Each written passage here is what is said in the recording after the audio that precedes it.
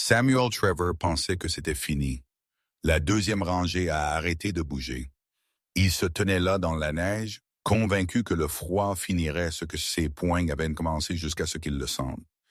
Des pas derrière lui, et la réalisation soudaine que la pire partie de la nuit n'avait même pas commencé. Si cette histoire vous a tiré dedans, allez-y et abonnez-vous pour que vous ne manquiez jamais ce qui est devant. J'ai une autre histoire inoubliable venant demain. Et pendant que vous êtes ici, laissez un commentaire et dites-moi d'où vous regardez. J'aime voir des gens connectés de partout le monde. D'accord, retournons-y. Le sang de Rose Morgan n'avait pas encore gelé quand Samuel Trevor décida que la nuit était finalement assez silencieuse pour la laisser derrière lui. Il se tenait au-dessus de son corps froissé, fléchissant ses phalanges meurtries, sentant la douleur s'installer dans l'os. L'autoroute déserte s'étirait sans fin dans les deux directions. Pas de phare, pas de témoin, juste de la neige et de l'obscurité, et le genre de silence qui fait croire aux hommes qu'ils sont intouchables. Aurait dû juste laisser aller. Samuel murmura, bien que Rose ne pût plus l'entendre. Elle gisait face contre terre sur l'asphalte glacé. Un bras tordu sous son torse, l'autre étiré vers l'extérieur comme si elle avait tendu la main vers quelque chose qui n'était jamais venu. Ses cheveux sombres s'étalaient sur la route, saupoudrés de blanc de neige fraîche. Du sang coula près de sa tempe où son crâne s'était fissuré contre le sol, sombre contre une peau pâle, de la vapeur s'élevant dans l'air glacial. Samuel s'accroupit à côté d'elle, pressant deux doigts contre son cou. Le pouls était là, faible, filiforme, s'accrochant à peine. Assez bon. Il se redressa, essuyant ses mains sur son jean. Son souffle s'embua en bouffées vives. Le froid mordait à travers sa veste en cuir, mais il le sentait à peine. L'adrénaline bourdonnait encore dans ses veines, électrique et juste. Elle avait provoqué ça elle-même. Tous ces mois à le questionner, à douter de lui, à menacer de dire aux gens la vérité sur des choses qu'elle ne comprenait même pas. « J'ai fini de protéger ton secret, Samuel. » C'est ce qu'elle avait dit, debout dans l'embrasure de sa porte d'appartement, comme si elle avait le moindre pouvoir, comme si elle savait ce que ces mots lui coûteraient. Samuel jeta un coup d'œil au corps immobile de Rose. Sa chemise en flanelle rouge était déchirée à l'épaule, son jean trempé par la neige. Une botte s'était détachée pendant la lutte, gisant à quelques pieds de là comme une preuve jetée. Le froid finirait ce que ses poings avaient commencé. L'hypothermie agissait vite à ces températures. Il l'avait cherchée une fois des années auparavant, après qu'une partie de chasse eût mal tourné. 28 degrés, un vêtement mouillé, inconscience. Elle avait peut-être 90 minutes avant que sa température corporelle ne baisse trop, peut-être moins. Au matin, elle serait une autre tragique manchette. Artiste locale trouvée morte après panne de véhicule. Les autorités assembleraient une histoire. Problème de voiture. Tentative de marche pour de l'aide. Exposition. Personne ne le questionnerait. Personne ne questionnait les corps gelés dans les hivers du Minnesota. Samuel retourna à son camion, ses bottes craquant dans la neige. Il s'arrêta à la portière du conducteur, regardant en arrière une dernière fois. Rose n'avait pas bougé. La neige commençait déjà à la couvrir. Douce et inexorable, comme la terre réclamant ce qui lui appartenait. Il grimpa dans la cabine, le moteur rugissant à la vie. La chaleur souffla des bouches d'aération. Ses mains tremblaient légèrement alors qu'il serrait le volant, non par culpabilité, mais par le crash d'adrénaline. Il n'avait jamais frappé quelqu'un aussi fort avant. Jamais senti l'os céder sous ses phalanges, jamais regardé quelqu'un s'effondrer comme si ses ficelles avaient été coupées. Ça avait été plus facile qu'il ne s'y attendait. Les phares balayèrent le corps de Rose une dernière fois alors qu'il passait en marche avant. Pendant un moment, son visage attrapa la lumière, les yeux clos, les lèvres entr'ouvertes, la neige s'accumulant dans ses cils sombres. Puis le camion tourna et elle disparut dans l'obscurité derrière lui. Samuel pressa l'accélérateur. Des feux arrière rouges brillèrent brièvement dans le rétroviseur avant que la neige tourbillonnante n'engloutisse tout.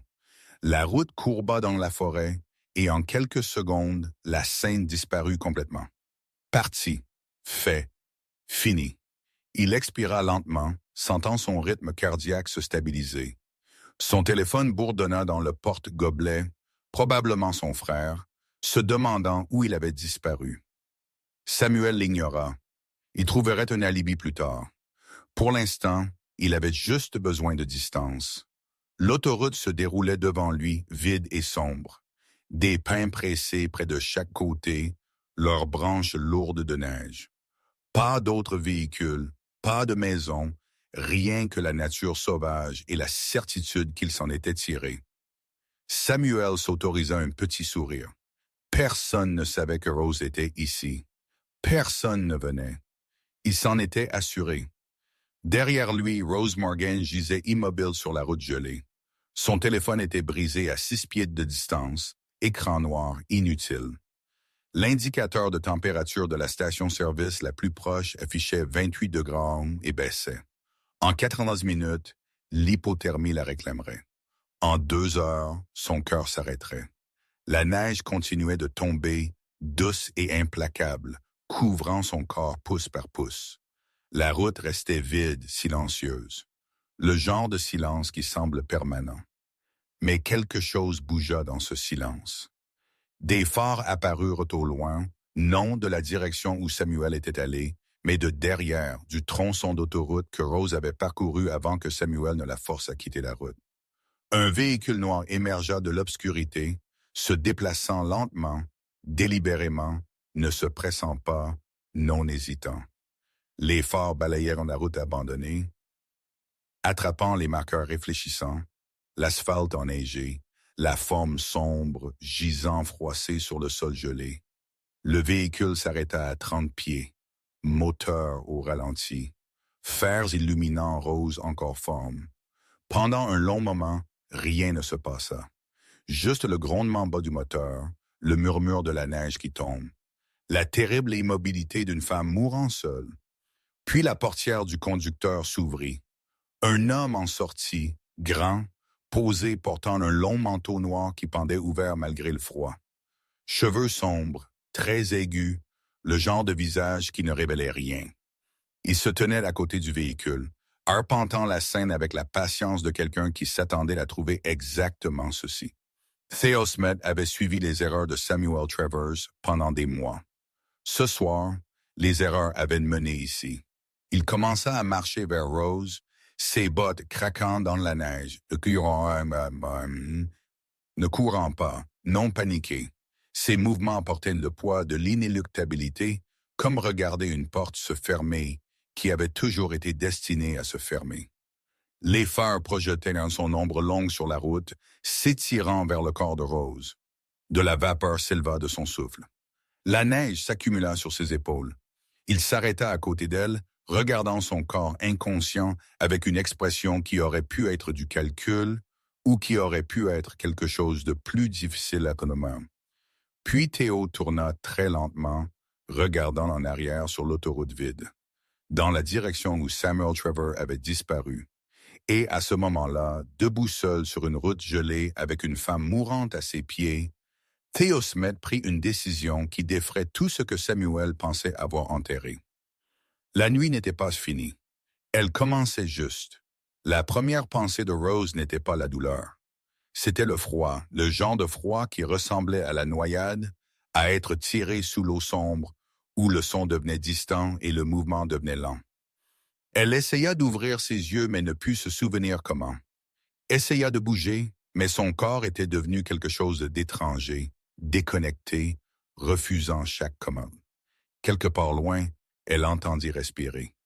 La sienne, celle de quelqu'un d'autre, elle ne pouvait pas dire. La neige toucha son visage, douce, persistante, fondant contre une peau qui enregistrait à peine la sensation.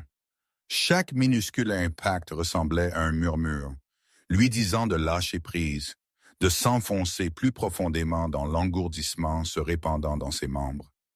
Son esprit s'accrocha à quelque chose de solide, un souvenir, une raison de se battre. Le visage de Samuel tordu de rage, son poing connectant, le monde basculant, l'asphalte se précipitant, Le souvenir arriva fragmenté, bord flou. Elle était partie, finalement partie.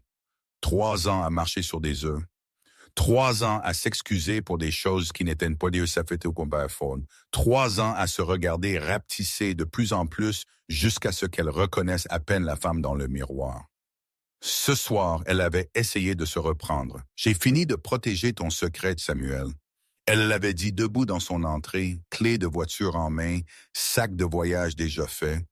Elle l'avait dit parce qu'elle pensait qu'elle était en sécurité, pensait qu'il ne suivrait pas, pensait que l'ordonnance restrictive qu'elle avait déposée cet après-midi compterait. Elle s'était trompée sur tout cela. Les poumons de Rose brûlaient à chaque souffle superficiel.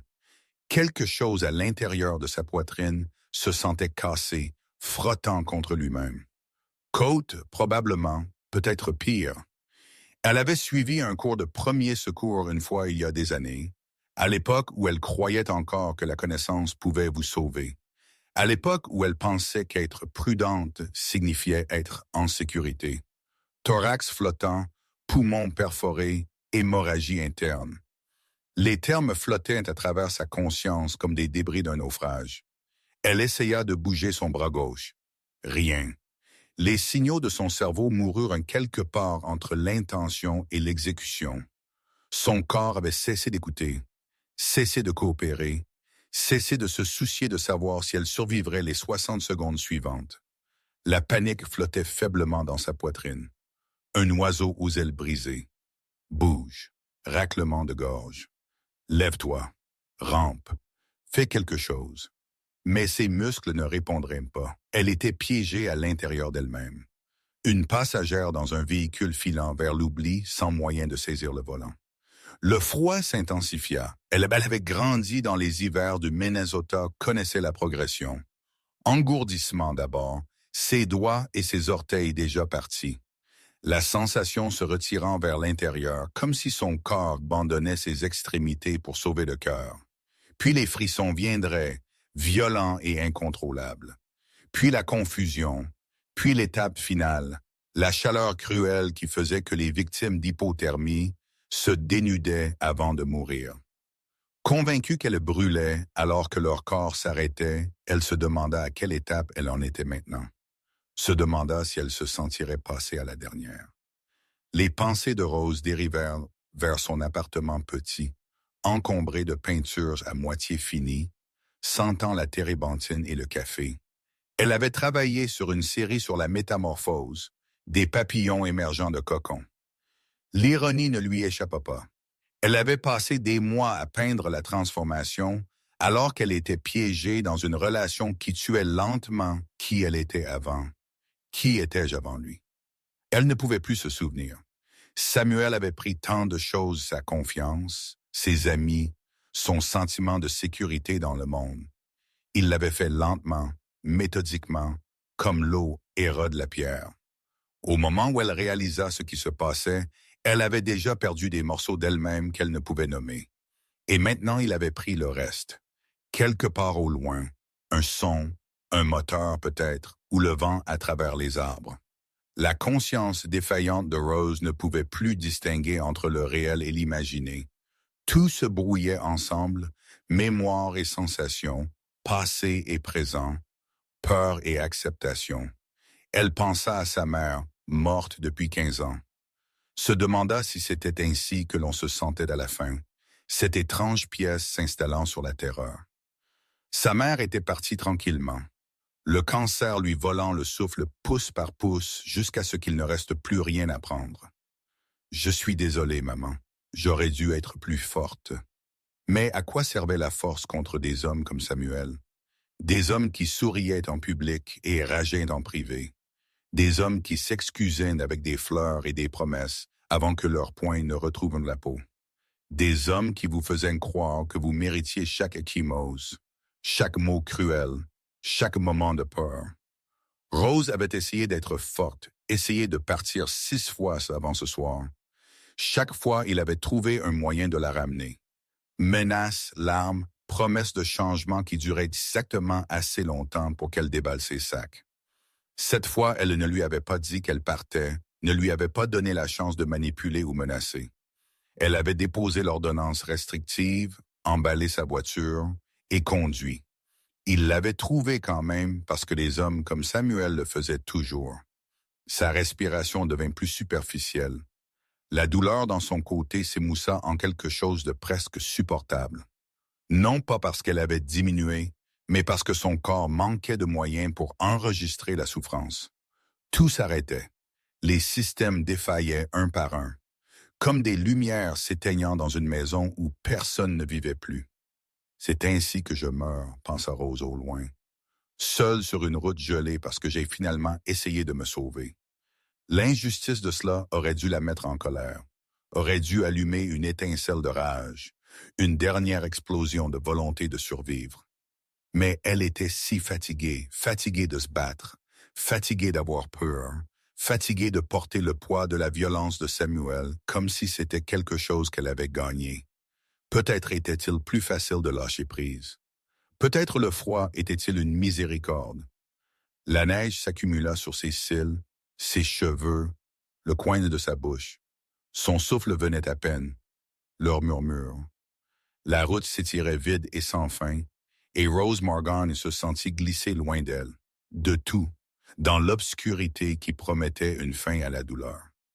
Puis des pas, proches, réels, craquant dans la neige avec un poids délibéré, ne courant pas, non paniqué. La conscience mourante de Rose enregistra le son, mais ne put en traiter le sens, ne put séparer l'espoir de l'hallucination. Son cerveau s'arrêtait, inventant du confort là où il n'en existait pas. Les pas s'arrêtèrent. Quelqu'un s'agenouilla à côté d'elle.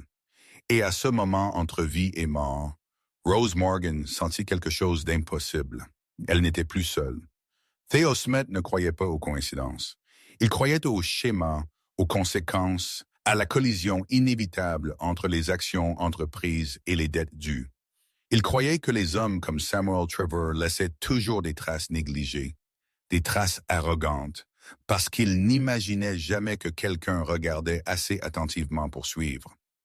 Samuel s'était trompé à ce sujet.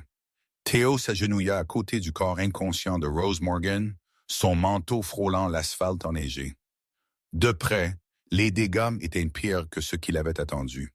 Son visage était enflé sur le côté gauche, des ecchymoses violettes fleurissant déjà sur son pommette. Du sang avait séché dans ses cheveux sombres, les collant contre son crâne. Sa respiration était superficielle, irrégulière, le genre de respiration qui précédait l'absence totale de respiration. Il pressa 2 doigts contre son cou. Pouls faible mais présent. Température corporelle baissant vite, peut-être 30 minutes avant des dommages irréversibles. Peut-être moins. La mâchoire de Theo se serra. Il traquait Samuel depuis 3 mois, observant, documentant, attendant le bon moment pour collecter ce qui était dû. Samuel avait volé des jambes. Theo protégeait, écrémant de l'argent de compte qu'il pensait invisible, disant des mensonges à des hommes dangereux qui ne pardonnaient pas, étant rendu idiot par de petits crimes qui s'ajoutaient à une dette significative. Mais ce Theo regarda le corps brisé de Rose.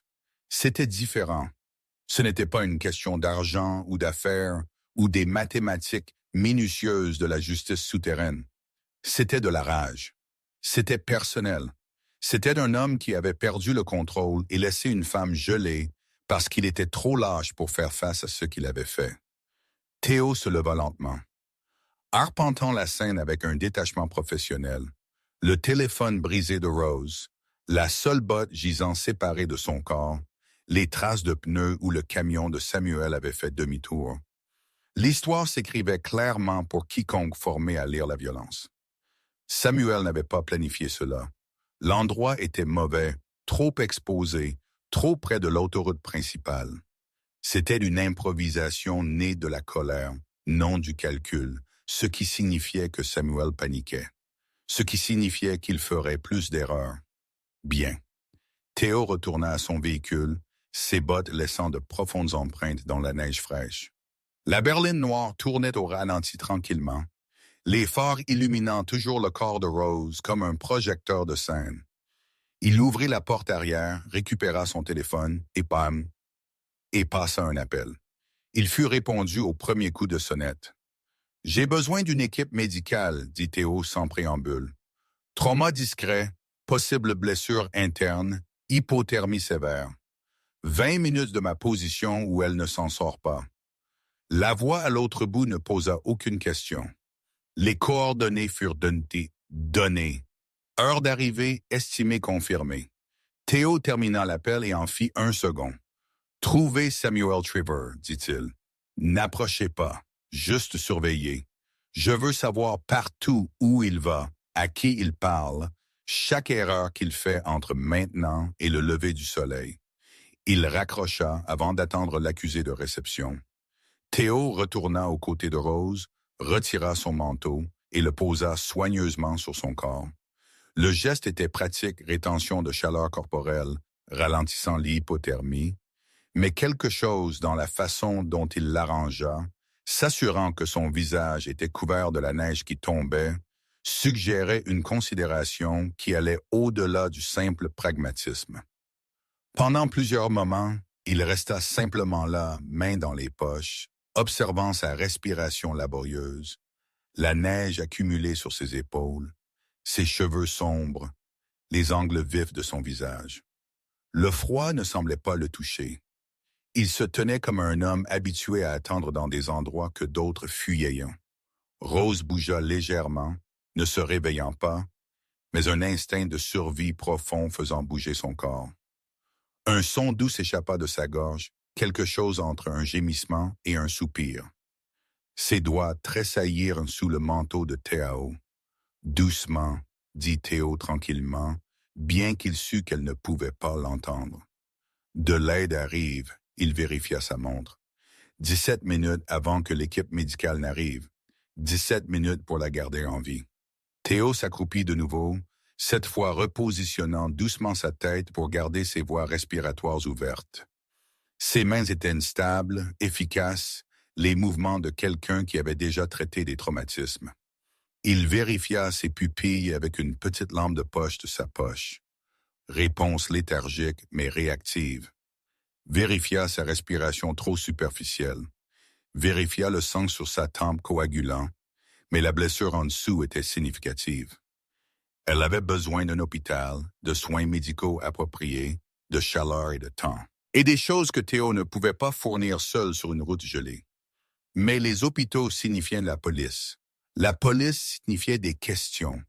Les questions signifiant des enquêtes qui pourraient exposer des connexions que Théo préférait garder enterrées. Il devrait contourner cela. Un mouvement attira son attention. Des phares au loin s'approchant du sud. La main de Théo se déplaça instinctivement vers sa taille, puis se relâcha. Le véhicule ralentit à mesure qu'il approchait. Un pick-up avec des panneaux rouillés et un conducteur prudent. Il s'arrêta à 30 pieds. Un homme âgé en sortit, portant un lourd manteau et de la confusion. « Tout va bien ici. » Théo se leva, se positionnant entre l'étranger et Rose. Accident de voiture. L'aide est déjà en route. L'homme plissa les yeux à travers la neige, essayant de voir au-delà de Théo. Cette fille a l'air blessée. Peut-être devrais-je. Votre aide n'est pas nécessaire. La voix de Théo resta neutre, mais quelque chose dans son ton, dans la façon dont il se tenait, fit reculer l'homme d'un pas. D'accord, bien, juste essayant d'aider. Je comprends. Conduisez en sécurité. L'homme hésita, regarda une fois de plus vers la forme dissimulée de Rose, puis remonta dans son camion. Il s'éloigna lentement, jetant un coup d'œil dans son rétroviseur, jusqu'à ce que l'obscurité l'engloutisse. Théo attendit que les feux arrière disparaissent complètement avant de reporter son attention sur Rose. 14 minutes, il s'agenouilla de nouveau, vérifiant son pouls, plus faible qu'avant, ses lèvres devenaient bleues malgré le manteau la couvrant. Théo retira sa veste de costume, l'ajouta aux couches sur son corps. Sa chemise habillée offrait peu de protection contre le froid, mais il ne semblait pas le remarquer. « Reste avec moi, dit-il, sa voix calme contre le murmure de la neige qui tombait. ne lui donne pas la satisfaction. Rose ne répondit pas. Sa respiration devint plus laborieuse. Chaque inspiration un effort visible. Théo plaça sa main contre son cou, surveillant son pouls avec ses doigts. Il flottait sous son toucher, fragile, s'estompant. Une vie tenue ensemble par des fils qui s'effilochaient un par un. Il avait déjà vu des hommes mourir, regardé la lumière quitter les yeux, senti le dernier souffle résonner à travers des corps brisés. Il avait causé certaines de ces morts lui-même quand les circonstances l'exigeaient et la miséricorde s'était épuisée. Mais c'était différent. Rose Morgan n'avait pas mérité cette mort, n'avait pas joué les jeux qui menaient les hommes aux routes gelées et aux règlements de comptes finaux. Elle était un dommage collatéral dans la spirale de Samuel Trevor vers la conséquence. Et Théosmet ne permettait pas les dommages collatéraux. Plus maintenant. 11 minutes. Au loin, à peine audible par-dessus le vent, vint le son de sirènes approchantes. Samuel Trevor parcourut 37 miles avant que ses mains ne cessent de trembler.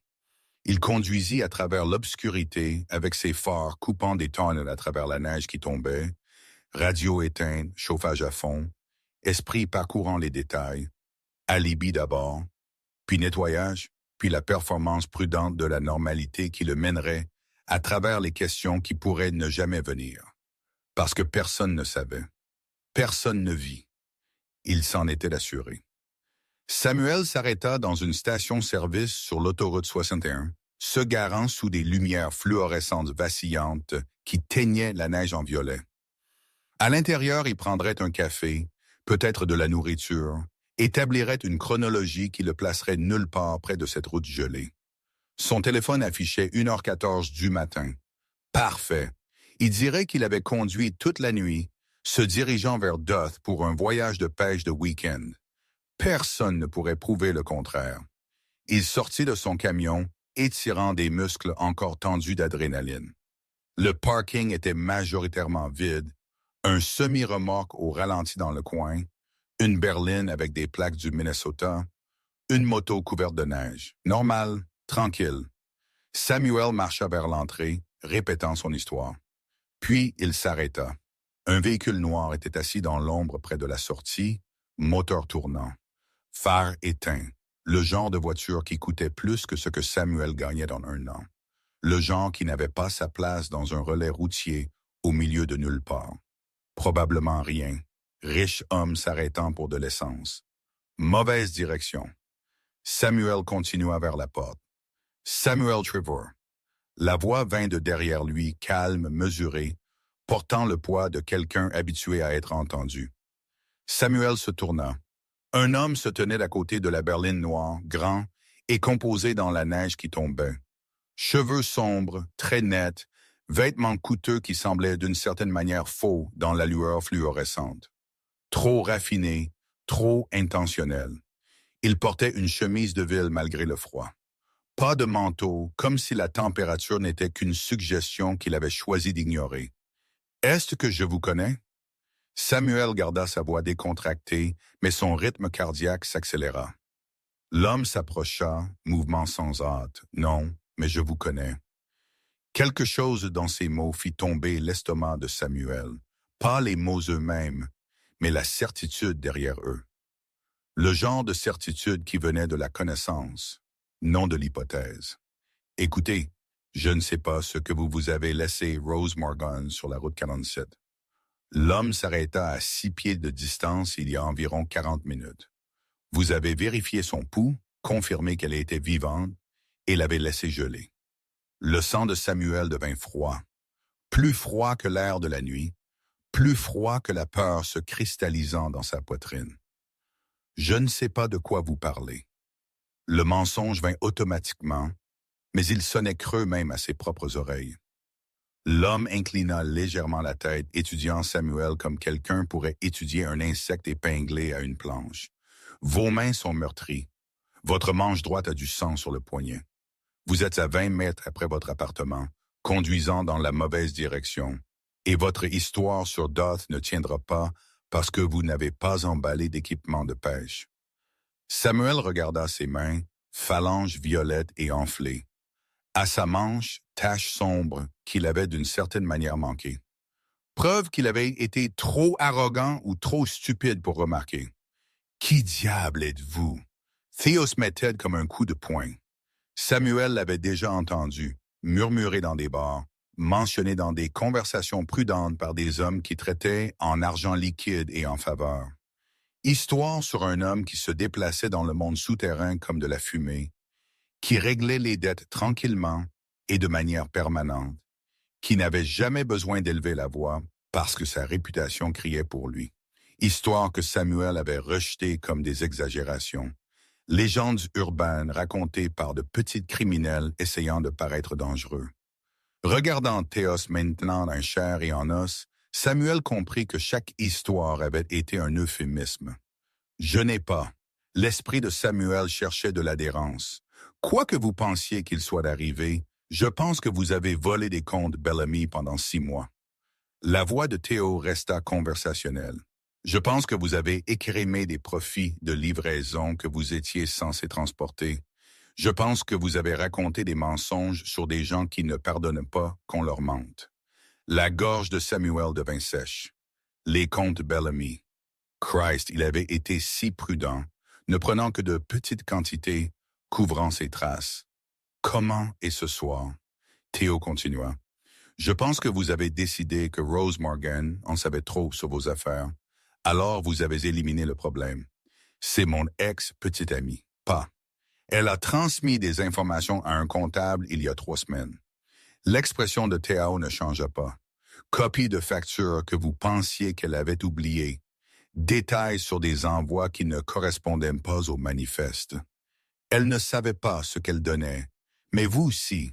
C'est pourquoi vous l'avez suivi ce soir. C'est pourquoi vous avez paniqué.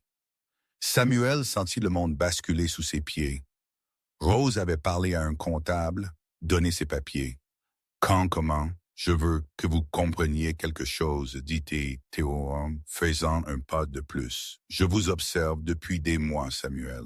Vous regardant voler, vous regardant mentir, vous regardant faire des ennemis de gens qui prennent les ennemis très au sérieux.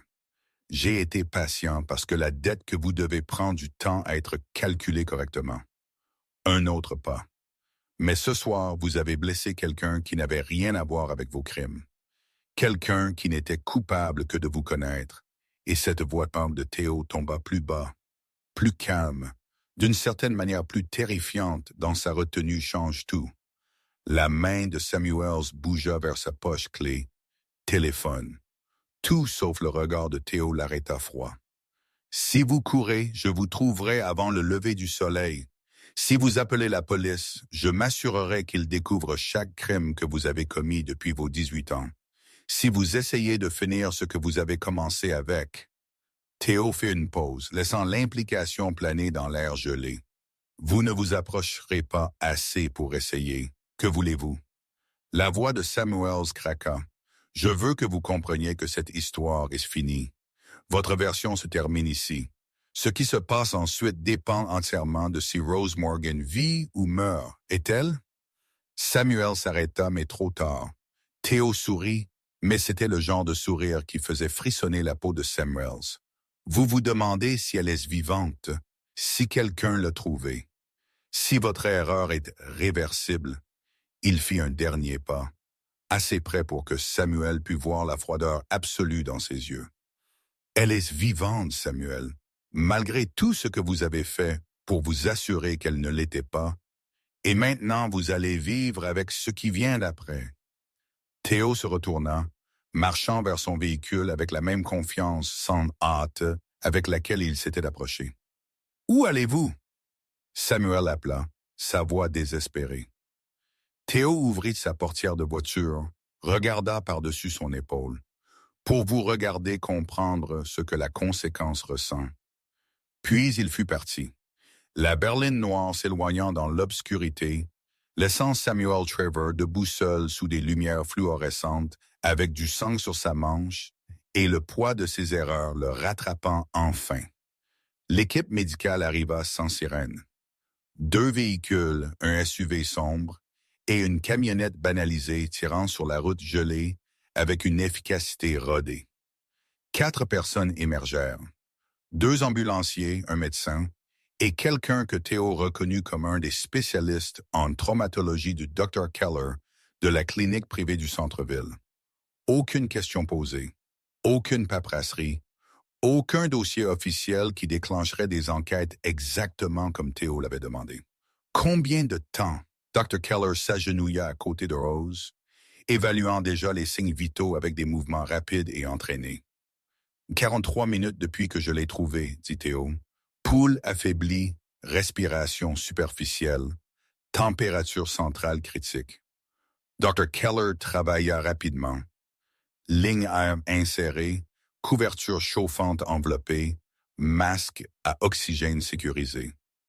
Son équipe se déplaçait comme des danseurs chorégraphiés, chaque personne connaissant son rôle sans avoir besoin de direction.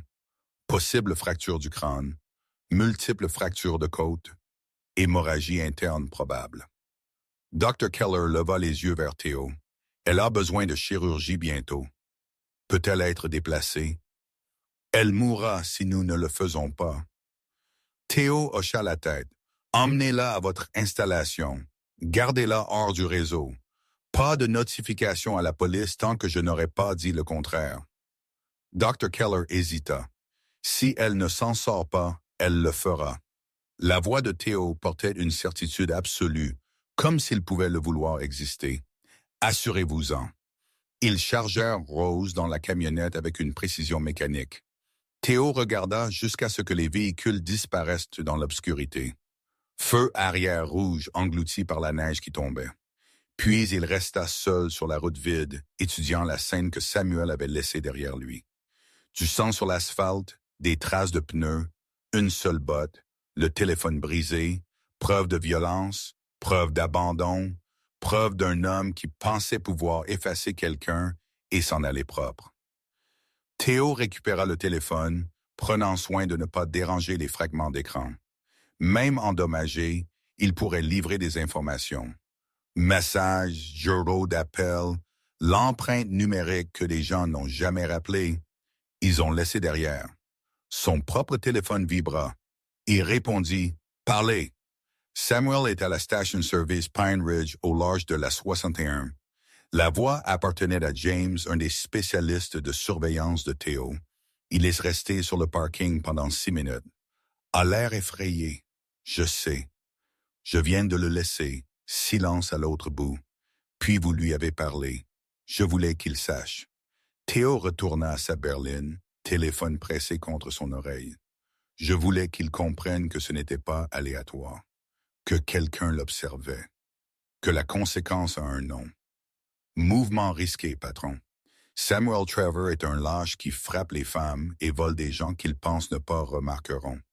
Il n'est pas assez intelligent pour être dangereux. Théo monta dans sa voiture. Mais j'ai besoin de tout sur lui. Pas seulement les comptes Bellamy, tout. À qui il parle, à qui il doit, où va son argent.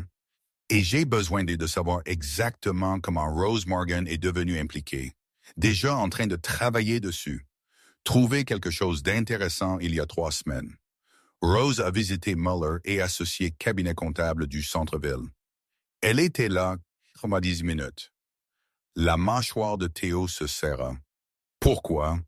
Toujours en train de creuser. Mais Muller gère le portefeuille Bellamy. Et il signalait des irrégularités dans les registres d'expédition de Samuel depuis des mois. Les pièces commencèrent à se connecter. Rose n'avait pas été juste l'ex-petite amie de Samuel. Elle avait été sa responsabilité. La personne qui pouvait involontairement exposer ses crimes simplement en répondant honnêtement aux questions. Découvrez ce qu'elle leur a dit. Théo dit chaque détail là-dessus. Aussi, le frère de Samuel l'a appelé 2 fois dans la dernière heure. Laissez des messages vocaux. Voulez-vous que je tire l'audio? Oui. Et mettez des yeux sur le frère. Si Samuel court vers la famille, je veux savoir. Théo termina l'appel et s'assit dans l'obscurité. Moteur au ralenti, chaleur soufflant contre le froid. Son esprit travaillait à travers des scénarios, calculant des probabilités, anticipant les prochains mouvements de Samuel. Samuel paniquerait. Les hommes comme lui le faisaient toujours quand ils réalisaient que les murs se refermaient. Il courait, stupide mais prévisible, ou il essaierait de couvrir ses traces en éliminant les preuves, ce qui signifiait que Rose avait besoin de protection, même après qu'elle se soit réveillée. Si elle se réveillait, Theo repoussa la pensée. Dr. Keller était la meilleure chirurgienne traumatologue de l'État, discrète et chère. Si quelqu'un pouvait sauver Rose, c'était elle. Son téléphone bourdonna de nouveau. Un texte d'un numéro inconnu. Colis livré. Elle est en chirurgie. Nous mettrons à jour dans 3 heures. Colis, comme si Rose Morgan était une cargaison au lieu d'une femme saignant la mort parce qu'elle avait fait de l'erreur de faire confiance au mauvais homme. Theo ouvrit ses contacts, trouva un nom qu'il n'avait pas appelé depuis des mois. La ligne sonna 3 fois avant de se connecter. SMS. La voix était rauque, lourde de sommeil. Savez-vous quelle heure il est? J'ai besoin de tout sur Rose Morgan. 28 ans, artiste, vit sur Riverside, dernier emploi connu à la Galerie Cuivre du centre-ville. Pourquoi? Le détective Hayes semblait plus éveillé maintenant. Suspect. Parce qu'elle est sous ma protection maintenant, et j'ai besoin de savoir qui elle est au-delà de ce que Samuel Trevor a essayé de détruire. Silence. Puis Trevor, ce bon à rien qui a géré des livraisons pour l'opération Bellamy, le même. Qu'a-t-il fait? Ce que les hommes comme lui font toujours. La voix de Theo était neutre. Il a déchargé sa colère sur quelqu'un de plus petit, quelqu'un qui lui faisait confiance, quelqu'un qui ne pouvait pas se défendre. Hayes expira lentement. Où est-elle maintenant? Chirurgie, hors des registres. Elle survit, elle aura besoin de protection. Il sait qu'elle a parlé à Mueller et associés. Il sait qu'elle peut le connecter aux irrégularités des comptes Bellamy. Christ, elle est tombée au milieu de votre enquête. Elle n'est pas tombée, elle a été utilisée. Theo regarda la neige s'accumuler sur son pare-brise. Samuel pensait qu'elle n'était que son ex-petite amie. Pensait qu'elle garderait ses secrets parce que c'est ce que font les victimes. Mais elle ne l'a pas fait, elle a parlé. Et ce soir, il a essayé d'effacer cette erreur. Vous voulez que je l'amène? Pas encore. Je veux qu'il ait peur. Je veux qu'il fasse des erreurs. Je veux qu'il comprenne que courir ne le sauvera pas. Et le silence non plus. Le ton de Hayes changea. Précautionneux. Quoi que vous planifiez. Je planifie de m'assurer que Rose Morgan se réveille dans un monde où Samuel Trevor ne pourra plus la toucher. Tout le reste n'est que logistique. Theo termina l'appel avant que Hayes ne puisse argumenter. La neige continuait de tomber, couvrant le sang sur la route, effaçant la preuve de violence comme le temps effaçait tout éventuellement. Mais Theo se souvenait qu'il cataloguait chaque détail. La position du corps de Rose, les blessures défensives sur ses mains, la botte gisant séparée comme un marqueur de lutte. Samuel avait rendu cela personnel quand il l'avait laissé mourir. Maintenant, Theo lui montrerait ce que personnel signifiait vraiment. Samuel Trevor resta assis dans son camion pendant 27 minutes avant de trouver le courage de bouger. Ses mains serraient le volant, phalanges blanches, esprit rejoint les mots de Theo Smith en boucle sans fin.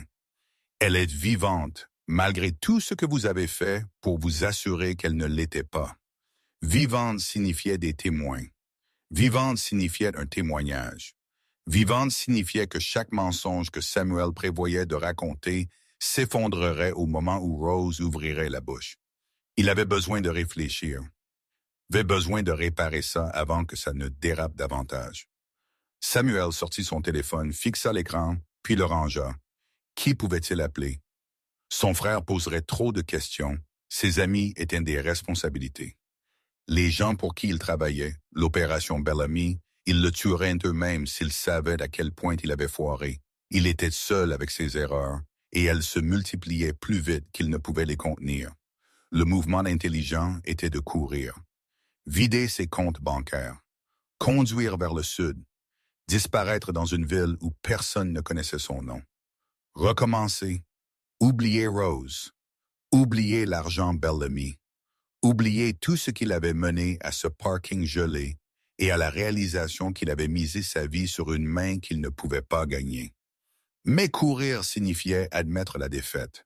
Courir signifiait Théosmet a gagné. La mâchoire de Samuel se serra. Il démarra le moteur. Théo se tenait à côté de la route 47, exactement où Rose était tombée, attendant. La neige avait cessé. Le ciel se dégageait, révélant des étoiles qui transformaient le paysage en quelque chose de presque beau, si l'on pouvait oublier la violence qui s'était produite ici quelques heures plus tôt. Le sang était couvert maintenant, enterré sous de la poudre fraîche. Au matin, il n'y aurait aucune trace visible de ce que Samuel avait fait, mais Théo n'avait pas besoin de traces visibles. Il vérifia sa montre. 3h47 du matin. Samuel avait quitté le relais routier il y a 18 minutes, conduisant vers l'est. James le traquait à distance, observant ses mouvements via GPS et caméra de circulation, fournissant des coordonnées à Théo en mise à jour en temps réel. Samuel se dirige vers la ville, vitesse augmentant. Il court. Le téléphone de Théo bourdonna avec le message. Il sourit sans humour. Pas courir. Pas encore. Samuel était le genre d'homme qui avait besoin de voir quelque chose pour le confirmer de ses propres yeux avant de croire que c'était réel. Il reviendrait à la route. Il vérifierait si le corps de Rose était toujours là, si des preuves restaient, si l'histoire qu'il avait essayé d'écrire avait réellement pris fin. Théo connaissait les hommes comme Samuel, connaissait leur schéma, savait comment la prévisibilité les rendait faciles à coincer. Un autre texte. Il tourne sur la 47, se dirigeant dans votre direction. Parfait. Théo retourna à sa berline, éteignit les phares et positionna le véhicule en travers de la route, ne la bloquant pas entièrement, mais créant un obstacle impossible à ignorer. Puis il sortit et attendit dans l'ombre, laissant l'obscurité l'engloutir. 3 minutes plus tard, des phares apparurent au loin. Le camion de Samuel s'approcha lentement. Prudemment, il ralentit davantage quand il vit la berline s'arrêter complètement à 50 pieds. Le moteur tournait au ralenti. Samuel ne sortit pas. Théo s'avança sur la route, illuminé par les phares du camion. Les feux de freinage de Samuel s'illuminèrent plus brillamment. L'instinct de fuite ou de combat s'activant. Puis la portière du conducteur s'ouvrit. Samuel en sortit, essayant d'avoir l'air confiant, essayant de retrouver une illusion de contrôle. « Vous me suivez maintenant ?» Samuel appela, sa voix portant une fausse bravade. « Non, je vous attends. » Théo s'approcha. « Je savais que vous reviendriez. Les hommes comme vous le font toujours. Vous avez besoin de voir la scène, besoin de confirmer que l'histoire s'est terminée comme vous le vouliez. » Les mains de Samuel se serrèrent en poing. « Je ne sais pas à quel jeu vous. » « Ce n'est pas un jeu, Samuel. C'est une conséquence. » Théo désigna la route vide.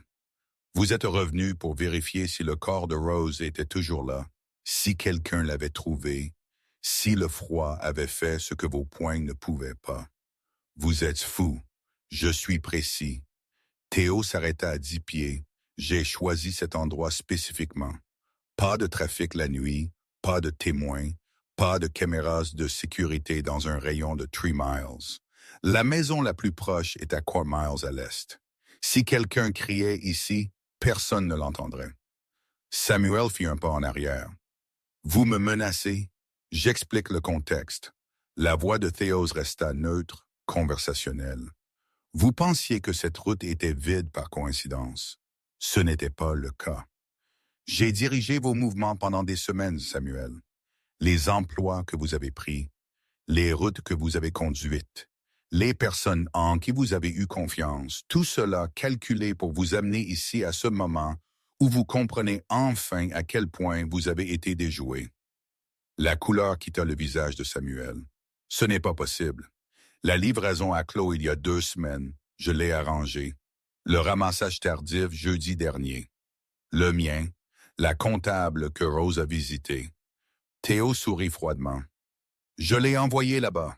Je lui ai donné juste assez d'informations pour poser les bonnes questions sans comprendre pourquoi. » Samuel chancela légèrement comme si le sol sous lui avait bougé. Vous l'avez utilisé. Je l'ai protégé. Il y a une différence. L'expression de Théo se durcit. Vous voliez des gens qui ne pardonnent pas le vol. J'avais besoin de preuves. Rose les a fournies sans le savoir. Elle était en sécurité jusqu'à ce que vous en fassiez une cible. Je n'ai pas. Vous l'avez battue jusqu'à l'inconscience et l'avez laissée mourir. La voix de Théo traversa la nuit comme une lame.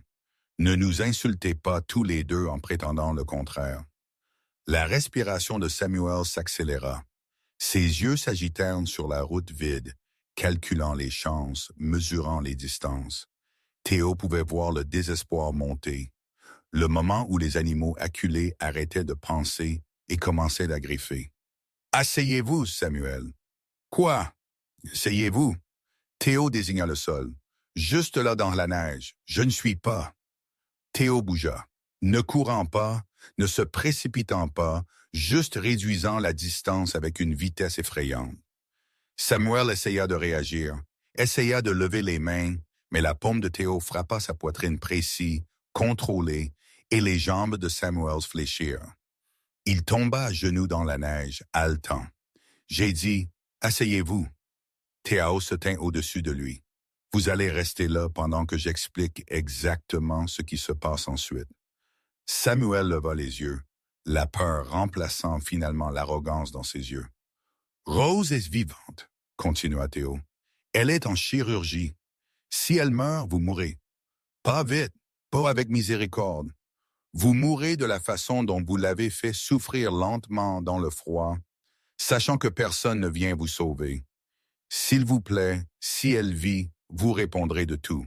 Le vol, la violence, les mensonges. Vous avouerez à l'opération Bellamy. Vous rendrez chaque sou que vous avez volé. Vous disparaîtrez de la vie de Rose si complètement qu'elle oubliera que vous avez existé. Elles me tueront si je confesse. Oui, Théo s'accroupit. Je me mets au niveau de Samuel. Mais c'est mieux que ce que je ferai si vous courez. Parce que Samuel, sa voix tomba à peine au-dessus d'un murmure. Je vous trouverai toujours, toujours. Et quand je le ferai, vous souhaiterez avoir pris vos chances avec eux. Des phares apparurent au loin. 2 véhicules s'approchant de l'est. Les yeux de Samuel s'écarquillèrent. Qui est-ce? Des gens qui attendaient la permission de collecter ce que vous devez. Théo se leva. C'est le moment, Samuel. Le moment où vous décidez si vous mourrez en lâche ou si vous affrontez ce que vous avez gagné. Le véhicule s'arrêta. Les portes s'ouvrirent. 3 hommes émergèrent, grands, silencieux, déterminés. Samuel leva les yeux vers Théo. Toute prétention finalement dépouillée. « Qu'avez-vous fait? » J'ai équilibré les balances. Théo marcha vers sa berline. Tout le reste n'est que gravité. Les 3 hommes se déplaçaient comme des ombres ayant pris substance, délibérés, sans hâte, portant le poids d'une violence professionnelle à peine contenue et sous des costumes impeccables et des expressions impassibles. Samuel reconnut l'un d'eux, l'exécuteur de Victor Bellamy, l'homme qui gérait les problèmes trop délicats pour l'implication de la police. Des problèmes comme le vol, comme la trahison, comme les bouts de ficelle qui parlent trop. Samuel essaya de se lever, mais ses jambes ne coopéraient pas. La peur avait verrouillé ses muscles, transformé ses os en eau. « Attendez, Théo, s'il vous plaît. Nous pouvons arranger ça. » Théo s'arrêta près de sa berline, la main sur la porte. Il ne se retourna pas. « Vous avez eu des mois pour arranger ça, Samuel. Chaque jour où vous avez volé, chaque mensonge que vous avez dit, chaque fois que vous avez choisi la lâcheté plutôt que la responsabilité, c'était des opportunités. Vous les avez toutes dépensées, je vais avouer. Je leur dirai tout, je rendrai l'argent. Oui, vous le ferez. » Théo regarda finalement en arrière, son visage illuminé par la lumière intérieure de la berline. « Mais pas parce que je vous donne le choix, parce que c'est le seul chemin qui reste qui ne se termine pas avec votre corps nourrissant les bois avant le lever du soleil. » L'exécuteur, un homme costaud aux traits slaves et aux mains comme des blocs de béton, s'arrêta devant Samuel. Il ne parla pas. N'avait pas besoin de le faire. Sa présence disait tout ce que les mots ne pouvaient pas. La respiration de Samuel venait par halètement rauque. Ce n'est pas juste, juste. Pour la première fois, l'émotion fendit la façade contrôlée de Théo. Vous avez battu une femme inconsciente, l'avez laissée saigner dans la neige, espéré que le froid effacerait vos erreurs comme si elles n'étaient rien de plus qu'un témoin gênant. Et vous voulez parler de juste? Théo retourna vers Samuel, chaque pas mesuré, contrôlé, dangereux. Les trois hommes s'écartèrent pour le laisser passer. Il s'accroupit de nouveau, assez près pour que Samuel pût voir la froideur absolue dans ses yeux, le genre de froid qui n'avait rien à voir avec la température et tout à voir avec l'absence de miséricorde. J'ai tué des hommes, Samuel, des hommes qui le méritaient moins que vous, des hommes qui ont fait des erreurs plus propres, qui ont montré plus de courage, qui ont fait face à leurs conséquences sans supplier. La voix de Théaos était à peine au-dessus d'un murmure, forçant Samuel à tendre l'oreille pour entendre. « Voulez-vous savoir pourquoi vous respirez encore? » Samuel hocha frénétiquement la tête. « Parce que Rose Morgan respire encore. Parce que quelque part dans un bloc opératoire, un médecin se bat pour maintenir son cœur battant, ses poumons fonctionnant, son cerveau fonctionnant malgré tout ce que vous avez fait pour les arrêter. Sa survie est la seule chose qui se dresse entre vous et une tombe peu profonde. » Théo se leva, brossant la neige de ses genoux. « Alors, voici ce qui se passe maintenant. Vous allez monter dans ce véhicule. » Il désigna le SUV noir au ralenti derrière les trois hommes. « Vous allez conduire jusqu'à l'entrepôt Bellamy. Vous allez avouer chaque vol, chaque mensonge, chaque part que vous avez écrémé de leurs opérations. Vous allez rendre chaque sou auquel vous pouvez accéder et signer tout ce que vous possédez pour couvrir le reste. Ils me tueront probablement. » L'expression de Théo ne changea pas. Mais Victor Bellamy est un homme d'affaires avant tout. Il pourrait décider que votre dette peut être réglée, pourrait décider que vous valez plus vivant que mort. C'est entre vous et lui. Et si je refuse, Théo jeta un coup d'œil à l'exécuteur, puis de nouveau à Samuel. Alors vous ne quittez pas cette route. Et demain, quand les chasseurs trouveront votre camion abandonné avec du sang sur le volant, tout le monde supposera que vous avez fui. Supposera que la culpabilité vous a rattrapé. Supposera que le froid ou les loups ou la simple lâcheté vous a finalement réclamé. La main de l'exécuteur se déplaça vers sa taille où quelque chose de métallique brillait sous la lumière des étoiles. « Choisissez, Samuel. » Théo retourna à sa berline. « Faites face à ce que vous avez gagné ou disparaissez dans la même miséricorde que vous avez montrée à Rose. » Samuel choisit la survie. Il monta dans le SUV sur des jambes tremblantes. Flanqué de deux des trois hommes, l'exécuteur prit le siège du conducteur, silencieux et immobile. Les portes se refermèrent avec la finalité d'un couvercle de cercueil. Théo regarda le SUV s'éloigner, les feux arrière s'estompant dans l'obscurité. Le troisième homme, plus jeune, mieux habillé, resta derrière. « Que voulez-vous que je fasse de son camion? » demanda-t-il. « Laissez-le. Laissez la police le trouver ici. Laissez-les se demander pourquoi Samuel Trevor a abandonné son véhicule sur une route où son ex-petit ami a failli mourir. » Il monta dans sa berline. Parfois, les questions sont plus utiles que les réponses. L'homme hocha la tête et disparut dans un second véhicule Théo n'avait pas remarqué. Arriva. Une berline sombre identique à la sienne. En quelques secondes, la route était de nouveau vide, à l'exception du camion abandonné de Samuel. Les phares toujours allumés, la portière du conducteur pendante comme un point d'interrogation. Théo s'assit dans sa voiture, moteur éteint, l'obscurité pressant contre les fenêtres. Son téléphone bourdonna. Un message du docteur Keller.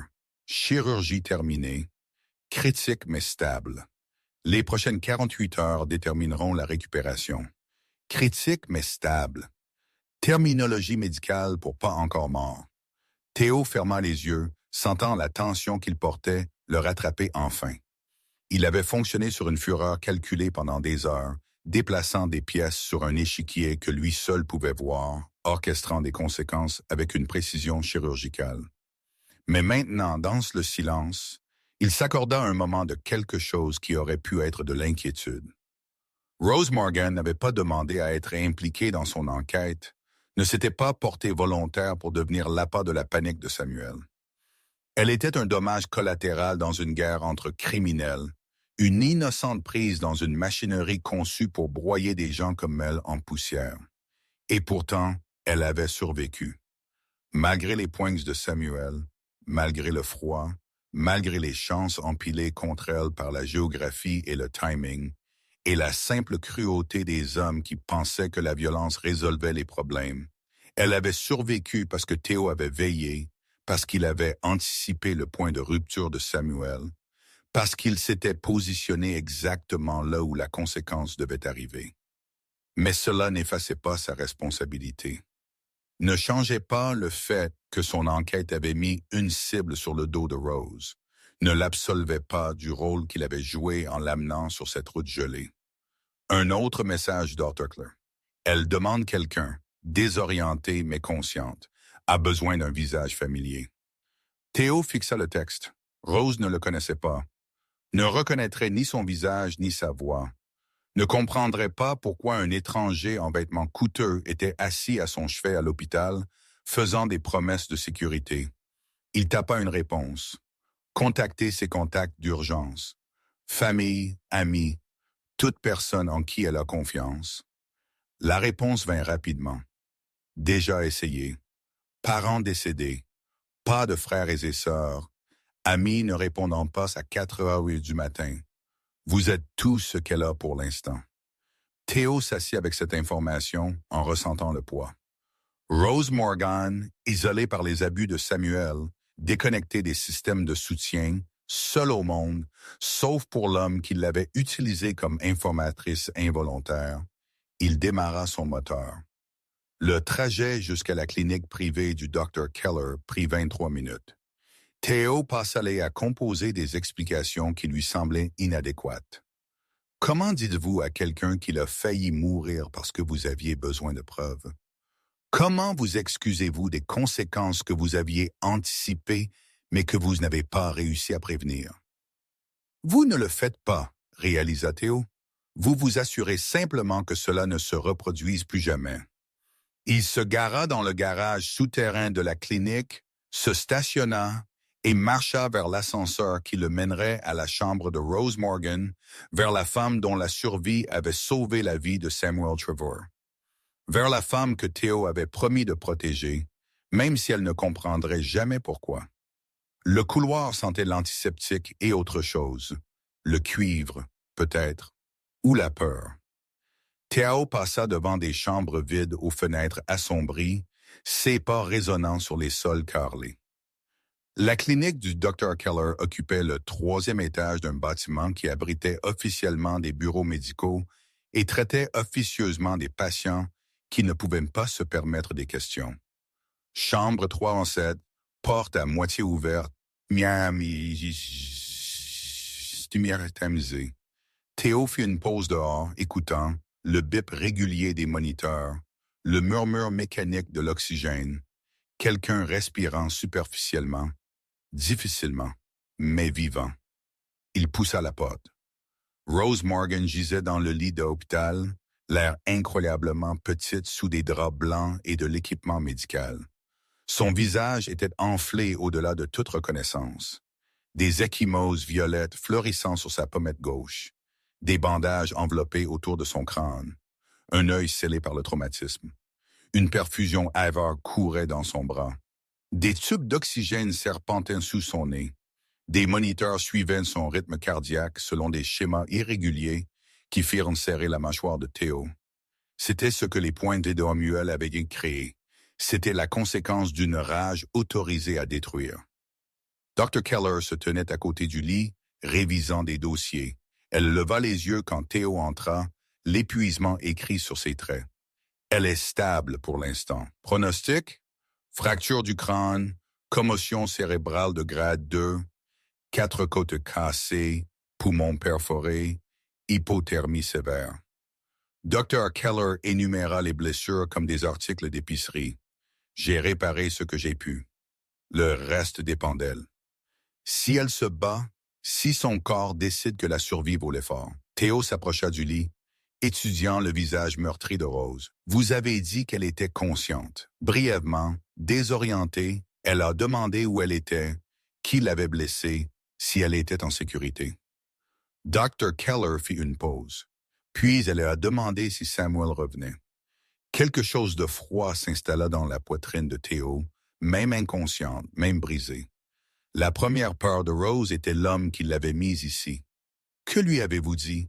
Qu'elle était en sécurité? Que personne ne pouvait l'atteindre ici? Dr. Keller ferma le dossier. Je ne vous ai pas mentionné. Je ne savais pas comment expliquer à un étranger orchestrant sa protection. Bien. Théo tira une chaise à côté du lit, s'assit. Quand elle se réveillera de nouveau, j'expliquerai. Lui direz-vous la vérité? Une partie. Dr. Keller le regarda pendant un long moment. Vous vous sentez responsable. Ce n'était pas une question. Théo ne répondit pas. Elle serait morte sans votre intervention. Dr. Keller continua. L'hypothermie seule encore 15 minutes et sa température centrale aurait chuté au-delà de la récupération. Vous lui avez sauvé la vie. J'ai peint la cible. La voix de Théo était neutre. Samuel l'a attaquée parce qu'elle m'a involontairement donné des informations. Parce que je l'ai manipulée pour qu'elle devienne utile. Parce que j'avais besoin de preuves plus que de sa sécurité. Vous ne pouviez pas savoir qu'il craquerait. Je savais quel genre d'homme il était. Je connaissais son histoire avec elle. Je savais que les hommes comme Samuel ne lâchent pas prise tranquillement. Théo se pencha en avant, coude sur les genoux. J'ai calculé le risque et décidé qu'il était acceptable. Je me suis trompé. Les moniteurs bipèrent régulièrement, remplissant le silence entre eux. Rose bougea légèrement, un petit mouvement, à peine perceptible. Son œil non bandé s'ouvrit en papillonnant, flou, luttant pour comprendre les dalles de plafond et les lumières fluorescentes. Ses lèvres bougèrent, essayant de former des mots autour des tubes d'oxygène. Théo se leva immédiatement. « Rose, vous êtes en sécurité. Vous êtes dans une installation médicale. » Son œil suivit sa voix, la vision se clarifiant lentement. Elle le fixa, la confusion se mêlant à la peur, se mêlant à quelque chose qui aurait pu être de la reconnaissance, bien qu'ils ne se soient jamais rencontrés. Qui? Sa voix était à peine un murmure, endommagé par le froid et le traumatisme. Mon nom est Théo. Je vous ai trouvé sur la route 47. Vous étiez blessé. Je vous ai amené ici. La respiration de Rose s'accéléra. Les moniteurs répondirent, le rythme cardiaque augmentant. Samuel ne vient pas. Ne peut pas venir. Vous êtes à protéger. Elle essaya de s'asseoir, échoua, haleta à la douleur que le mouvement déclencha. Théo posa une main douce sur son épaule, la maintenant immobile. Ne bougez pas. Vous avez des côtes assez, un poumon perforé. Bouger aggravera les choses.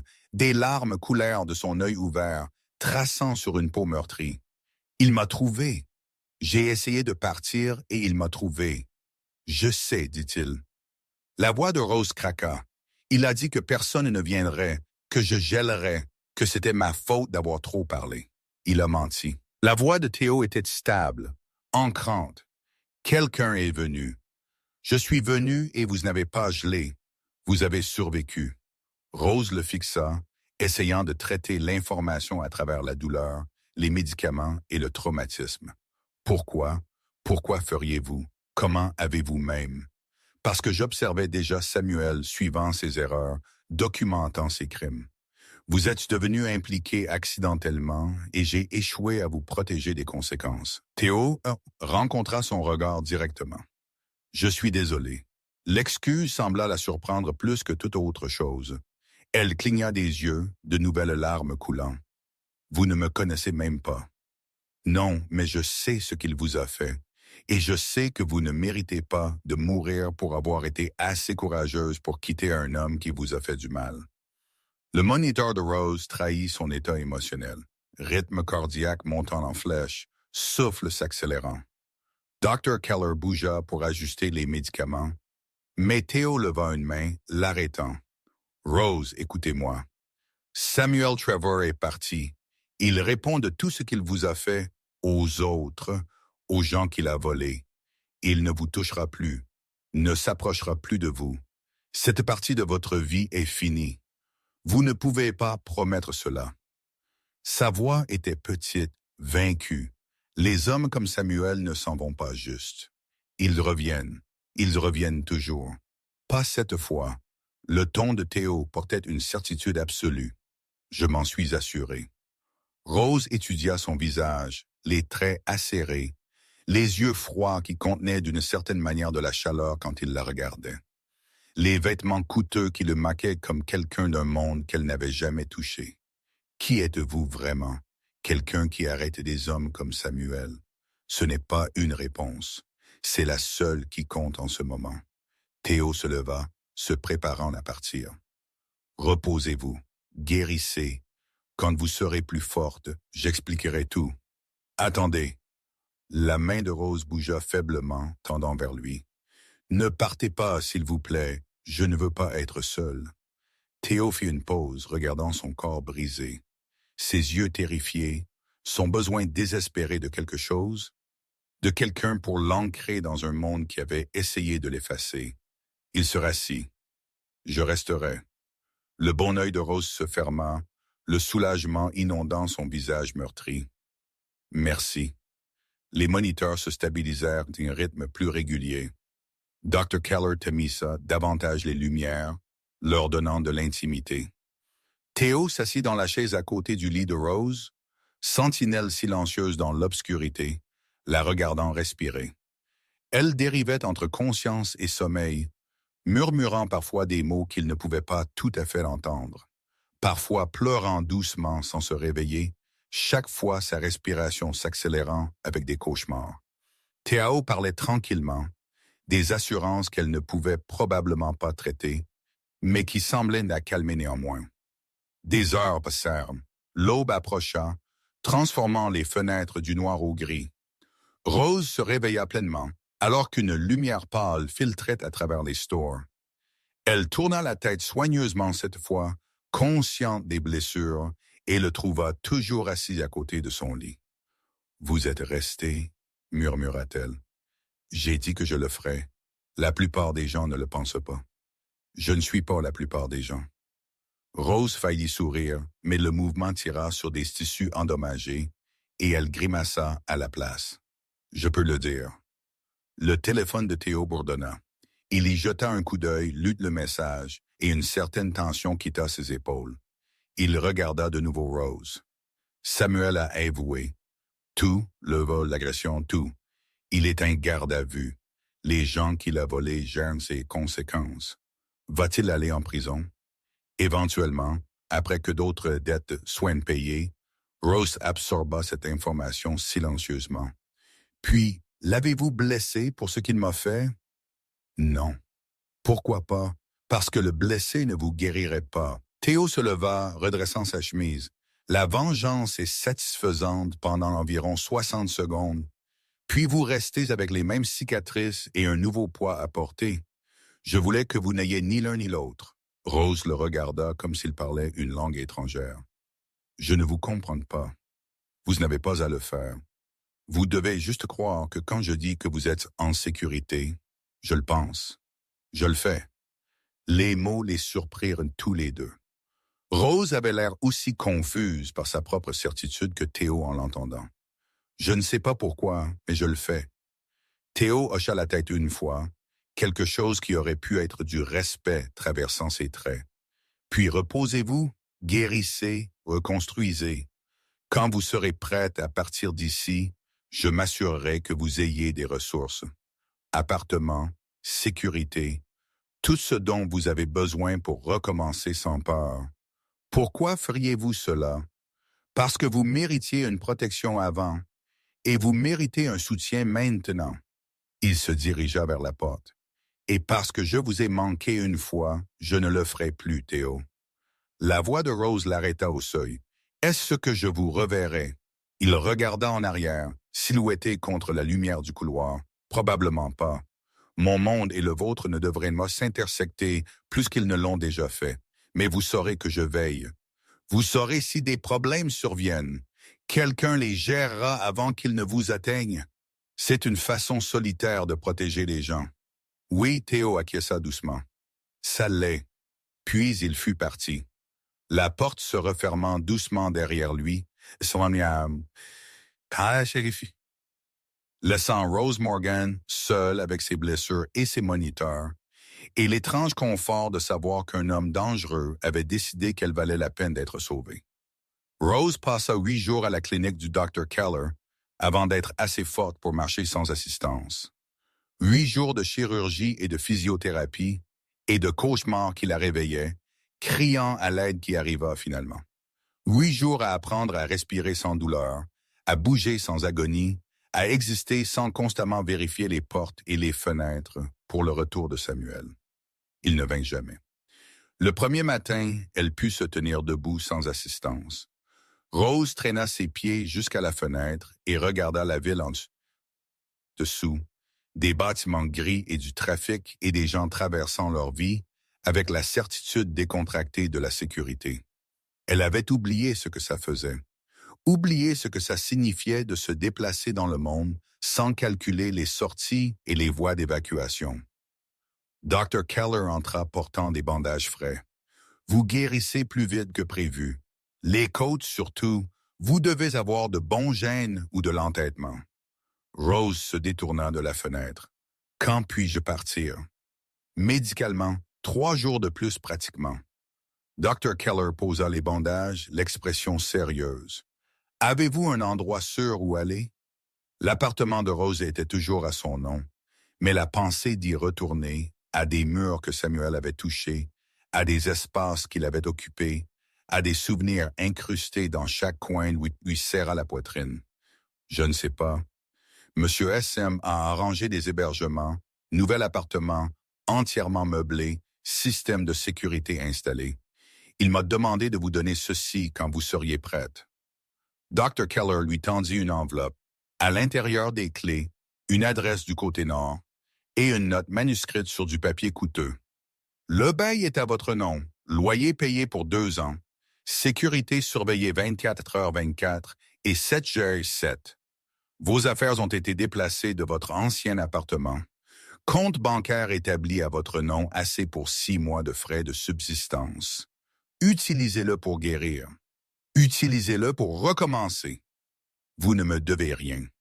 T.S. Rose le lut 2 fois, essayant de concilier la générosité avec l'homme dangereux qui avait été assis à son chevet pendant des heures. C'est trop pour lui. C'est à peine un geste. Dr. Keller commença à changer les bandages de Rose avec une efficacité rodée.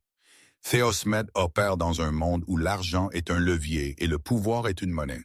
Mais occasionnellement, très occasionnellement, il utilise les deux pour quelque chose qui ressemble étrangement à de la gentillesse.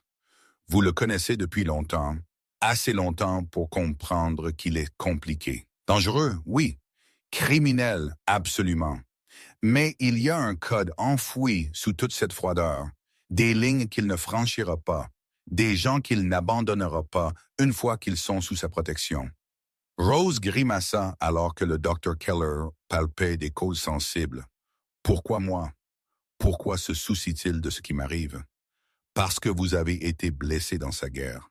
Parce que Samuel a fait de vous un dommage collatéral dans des crimes qui n'avaient rien à voir avec vous. Théo ne tolère pas les victimes innocentes. Dr. Keller termina le bandage. Aussi, je pense que vous lui rappelez que tout le monde dans son monde n'est pas irréparablement brisé. Que certaines personnes méritent encore d'être sauvées. Je ne me sens pas sauvé. Je me sens réarrangé. Rose regarda son corps en guérison, les ecchymoses passant du violet au jaune, les cicatrices qui resteraient longtemps après que la douleur ait disparu. Comme si quelqu'un était entré dans ma vie, avait retiré tous les morceaux cassés et les avait remis ensemble dans un ordre différent. Est-ce mieux ou pire qu'avant? Rose réfléchit. Avant signifiait Samuel. Avant signifiait la peur déguisée en amour, le contrôle déguisé en soin. La violence expliquée comme passion. Avant signifiait disparaître dans la définition de quelqu'un d'autre, de qui elle devrait être. Mieux, admit-elle doucement, vraiment mieux. Jour 11, Rose fut sortie de l'hôpital avec des ordonnances, des instructions de physiothérapie et le numéro personnel du Dr. Keller au cas où quelque chose ne se sentirait pas bien. Une voiture attendait dehors, une berline noire. Un chauffeur en costume qui se présenta comme James et ne dit rien d'autre. Il la conduisit à l'adresse du côté nord, l'aida à porter les quelques affaires qu'elle avait accumulées pendant sa convalescence et lui remit les clés. Monsieur Smith voulait que je vous dise que le système de sécurité est actif. Bouton de panique dans chaque pièce. Quelqu'un le surveille constamment. Vous avez besoin de quelque chose? N'importe quoi. Il y a un numéro programmé dans le téléphone sur votre comptoir de cuisine. Rose se tenait dans l'embrasure de sa nouvelle porte d'appartement, accablée. C'était beau, des parquets en bois dur, de grandes fenêtres, des meubles qui semblaient chers mais confortables. Rien à voir avec le studio exigu qu'elle avait partagé avec Samuel, où chaque surface contenait des souvenirs de disputes et d'excuses, et la lente érosion de l'estime de soi. Cet endroit semblait propre, intouché, comme la possibilité rendue physique. « Merci », dit-elle à James. Il hocha la tête et partit sans cérémonie. Rose traversa l'appartement lentement, cataloguant les détails. Ses peintures, celles auxquelles pensait perdues, étaient accrochées au mur, encadrées professionnellement, ses fournitures artistiques rangées dans la deuxième chambre, qui avait été convertie en studio avec une lumière du Nord parfaite. Ses livres sur des étagères qu'elle ne possédait pas avant, sa vie reconstruite par quelqu'un qui avait prêté attention à ce qui comptait. Elle trouva le téléphone que James avait mentionné, un numéro programmé. Elle le fixa longtemps avant de composer. Il sonna une fois. Rose. La voix de Théo immédiatement reconnaissable. Vous avez déplacé mes peintures. Vous êtes une artiste. Vous avez besoin de votre travail. Vous les avez encadrés. Ces cadres coûtent un plus que ce que j'ai gagné en 6 mois. L'art devrait être présenté correctement. Une pause. Vous vous installez? Rose regarda autour de son nouvel appartement, sa nouvelle vie, sentant la gratitude et la confusion s'affronter dans sa poitrine. Pourquoi faites-vous cela? L'appartement, l'argent, la protection. Vous ne me devez rien. Je vous dois tout. La voix de Théaos était calme. Vous avez failli mourir parce que je vous ai utilisé sans permission. Parce que j'avais besoin de ce que vous saviez plus que je ne protégeais ce que vous étiez. Cette dette ne disparaît pas parce que j'ai fait un chèque. Alors c'est de la culpabilité. C'est de la responsabilité. Rose s'assit sur le canapé inconnu dans son appartement inconnu. Qu'est-il arrivé à Samuel? Il a avoué. Remboursé ce qu'il a volé. Actuellement, en train de purger le reste de sa dette de manière qui ne vous concerne pas. Est-il en vie pour l'instant? Si le reste dépend des choix qu'il fera à l'avenir. Bien. Rose se surprit avec le venin dans sa voix. Puis plus doucement. Viendrez-vous? Vérifier comment je vais? Non. Le mot atterrit comme une porte qui se ferme. Rose sentit quelque chose se briser dans sa poitrine. Non pas un chagrin d'amour, mais une déception. Pourquoi pas? Parce que ma présence dans votre vie est dangereuse. Parce que les gens qui me connaissent deviennent des cibles pour les gens qui me haïssent. Parce que vous méritez la sécurité plus que vous ne méritez ma compagnie. Théo expira lentement. Vous reconstruisez Rose. Construisant quelque chose de nouveau à partir des morceaux que Samuel a essayé de détruire. Ne me laissez pas devenir un autre homme compliqué qui dicte votre monde. Vous n'êtes rien comme lui. Je suis exactement comme lui. Je le cache juste mieux. Une longue pause. Soyez en sécurité, Rose Morgan. Faites de l'art. Construisez une vie. Oubliez la nuit où vous avez failli mourir et l'homme qui n'a pas pu vous sauver assez vite, Théo. La ligne fut coupée. Rose resta assise tenant le téléphone, des larmes coulant sur son visage en guérison. Non de tristesse, mais de l'étrange douleur d'être protégée par quelqu'un qui refusait de rester. Quelqu'un qui lui avait sauvé la vie et qui avait ensuite disparu parce qu'il croyait que sa présence endommagerait ce qu'il s'était battu pour préserver. Elle le comprit, même le détesta un peu. Mais elle savait aussi que Théos Metz avait raison. Sa nouvelle vie ne pouvait pas inclure l'homme qui avait orchestré son début. Ce serait échanger une relation compliquée contre une autre. Échanger le contrôle de Samuel contre la protection de Théo, se perdre à nouveau dans la définition de sécurité de quelqu'un d'autre. Rose se leva, essuya ses yeux et marcha vers le studio. Son chevalet attendait, toile propre, peinture fraîche. Elle prit d'un pinceau et commença à créer quelque chose de nouveau. 4 mois de physiothérapie apprirent à Rose que la guérison n'était pas linéaire. Certains jours, elle se réveillait sans douleur, son corps bougeant en douceur, les cicatrices à peine visibles. D'autres jours, chaque respiration faisait mal. Chaque mouvement lui rappelait la nuit où les poings de Samuel avaient réécrit sa compréhension de la vulnérabilité. La thérapeute disait que c'était normal, disait que le traumatisme vivait dans le corps longtemps après que les blessures se soient refermées. Rose apprit à vivre avec les 2 versions d'elle-même. Elle peignit pendant les jours difficiles. Des couleurs audacieuses, des coups de pinceau agressifs, des toiles qui criaient ce qu'elle ne pouvait pas dire à voix haute.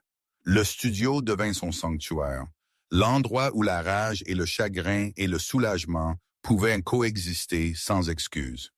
La galerie de cuivre appela 6 semaines après sa sortie. Son ancienne patronne, Maria, voix prudente et gentille. « Rose, chérie, j'ai tout entendu. Tu vas bien? » Rose faillit y rire. Allait-elle bien? Elle était vivante, ce qui était plus bien que ce que Samuel avait l'intention. « Je me débrouille. Écoute, j'ai un collectionneur qui demande à propos de ta série de papillons, les peintures métamorphoses. Ils veulent me commander un nouveau travail. 12 pièces. Contrôle créatif total. Budget qui te gardera à l'aise pendant pendant un an. Tu es intéressé? » Rose regarda la toile. Elle travaillait sur une femme émergeant de l'obscurité, des ailes se formant à partir de blessures. « Oui, je suis intéressé. » La commission lui donna un but au-delà de la survie. Elle travailla 12 heures par jour, se perdant dans la peinture et la possibilité, créant de l'art qui documentait la transformation sans romantiser le traumatisme. Chaque pièce disait la vérité, que le changement était violent, que la croissance nécessitait la destruction, que devenir quelqu'un de nouveau signifiait faire le deuil de qui vous étiez. Le collectionneur les aima, paya le triple de son prix demandé, en demanda 20 de plus. Rose Morgan devint, contre toute attente, un succès. L'attaque de panique commença 3 mois plus tard, soudaine, dévastatrice, déclenchée par rien et tout. Une voix d'homme élevée en colère. Des pas derrière elle, le son des moteurs de camion. Sa thérapeute dit que c'était aussi normal. Disait que l'hypervigilance était son système nerveux, essayant de prévenir des dommages futurs en catastrophisant la sécurité actuelle. Rose apprit des techniques de respiration, des exercices d'ancrage, le numéro de téléphone que James lui avait donné, qui la connectait à une équipe de sécurité qui la ramenait du bord du gouffre que seule elle pouvait voir. Elle n'appela jamais Théo. La tentation était là, surtout à 3h24 quand les cauchemars la réveillaient et que le silence semblait noyé. Mais il avait été clair. Sa présence était un danger déguisé en protection. Et Rose en avait fini de laisser les hommes, même bien intentionnés, définir les limites de son monde. Elle se sauva elle-même à la place. Une attaque de panique à la fois. Un cauchemar survécu. Un jour de choix de continuer à respirer quand respirer semblait impossible. Le nom de Samuel Travers apparut dans les nouvelles 4 mois après cette nuit. Rose le vit en faisant défiler son téléphone. Homme local meurt en détention suite à la confession de multiples crimes. Elle lut l'article 2 fois, ne sentant rien, puis tout, puis rien à nouveau. Samuel était mort, non des mains de Théo, mais des conséquences qu'il avait passé des années à fuir. L'article mentionnait le vol, l'agression, les liens avec le crime organisé. Il mentionnait une femme qu'il avait failli tuer. Il ne mentionnait pas son nom. L'influence de Théos, soupçonna-t-elle, protégeant sa vie privée, même dans les papiers de la mort. Rose ferma son téléphone et retourna à sa peinture. Cette nuit-là, elle rêva de neige et de silence et du moment où elle avait abandonné croyant que personne ne venait. Elle se réveilla en haletant, vérifiant les serrures, confirmant la lumière verte des systèmes de sécurité. Puis elle appela sa thérapeute et parla jusqu'à l'aube. L'ouverture de la galerie eut lieu un mardi de printemps. Rose se tenait parmi ses peintures, 24 pièces documentant la transformation de victimes en survivantes en quelque chose au-delà des catégories simples. Les critiques la qualifièrent de viscérale, inébranlable, un témoignage de la résilience féminine. Rose l'appela exorcisme. Maria la trouva cachée dans le coin, accablée par la tension. « Ça va? Demande-moi demain. » « Juste. » Maria lui serra l'épaule. « Il y a quelqu'un ici qui te cherche. Dit qu'il est un ami, mais ne donnerait pas son nom. » Le cœur de Rose bondit. Elle scanna la foule, cherchant des traits acérés et des yeux froids qui contenaient parfois de la chaleur. Mais l'homme qui approchait n'était pas Théo. Il était plus jeune, habillé de façon décontractée, portant un petit paquet. « Rose Morgan, oui. Livraison pour vous de quelqu'un qui n'a pas pu y assister, mais voulait que vous ayez ceci. » Il lui tendit le paquet et disparut dans la foule avant qu'elle ne puisse poser de questions. Rose l'ouvrit soigneusement. À l'intérieur, une petite carte et une photographie. La photographie la montrait inconsciente sur la route gelée. La neige tombant, l'obscurité pressant de près. Mais dans le coin du cadre, à peine visible, une silhouette approchait. Théo capturé en pleine foulée, marchant vers elle à travers la nuit. La carte disait « Vous avez survécu parce que vous êtes plus forte que le froid, la violence et les hommes qui pensaient pouvoir vous briser. J'étais juste là pour en être témoin, fier de ce que vous avez construit, Tis. » Rose fixa la photographie, à la preuve visuelle que quelqu'un était venu, qu'elle n'avait pas été abandonnée pour mourir seule, que la conséquence était arrivée exactement quand elle en avait besoin. Elle glissa la photo dans son sac et retourna à l'ouverture de sa galerie. Alors qu'elle avait fait des cendres, à la vie qu'elle avait bâtie à partir de morceaux brisés. Au futur que Samuel n'avait jamais imaginé qu'elle survivrait d'avoir. Cette nuit-là, seule dans son appartement, Rose accrocha la photographie au-dessus de son chevalet. Non pas comme un rappel de traumatisme, mais comme une preuve de vérité. Que la pire nuit de sa vie avait aussi été le début de devenir quelqu'un de nouveau. Que la survie n'était pas passive. C'était un choix répété quotidiennement, de continuer à exister malgré toutes les raisons d'abandonner. Elle prit un pinceau et commença une nouvelle peinture. Une femme marchant dans la neige vers une lumière qu'elle ne pouvait pas encore voir, faisant confiance qu'elle existait quelque part devant. Rose Morgan peignant son propre sauvetage. Rose Morgan enfin libre. Devant sa fenêtre, la ville se déplaçait à travers l'obscurité vers l'aube. Indifférente à la souffrance individuelle, aveugle aux victoires privées.